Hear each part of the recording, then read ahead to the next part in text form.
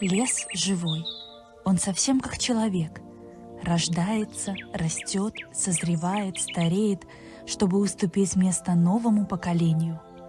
Но бывают случаи, когда человек не властен перед природными стихиями. Пожарные катастрофы оказывают разрушительное воздействие на древостой, загрязняют атмосферу, угрожают населенным пунктам, причиняют материальный ущерб, а также наносят вред жизни и здоровью людей. В 2019 году в Гродненском районе, в Гожском лесничестве недалеко от пункта пропуска Привалка, случился страшный пожар, который охватил более 125 гектар и нанес огромный урон лесному хозяйству.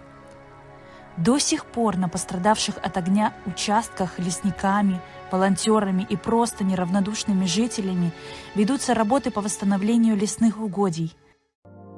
Вот и гродненские таможенники уже не первый год принимают участие в возобновлении Гожского лесничества в рамках ежегодной республиканской акции «Неделя леса».